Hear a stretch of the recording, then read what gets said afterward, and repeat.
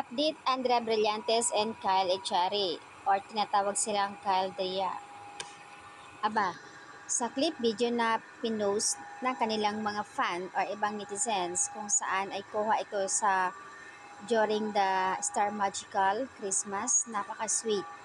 At napayakap si Andrea kay Kyle.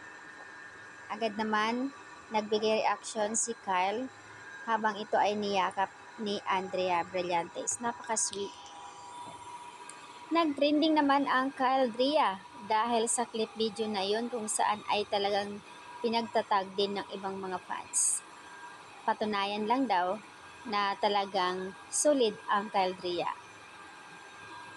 May namumuo na nga raw na something kaswitan ng dalawa at behind the scenes sa kanilang senior high. Samantala dito sa post naman ni Andrea Brillantes sa IG, 3 hours ago, tinadtad ng comment naman dito. Hindi talaga mawawala ang pagbigay reaction, mga negative comment against dito sa post nito. Sobrang lapitin talaga si Andrea ng mga bashers. Grabe. At dito sinasabi ni Andrea na holiday seasons coming up and you know what that means, and you can finally shop H&M 2023.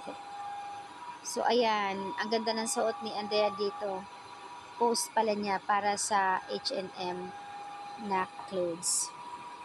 Samot-saring reaction, umabot ng 1,500 comments. 3 hours lang guys. 3 hours lang, grabe. Ganito kalala ang mga bashers kung ano-ano na pinagsasabi.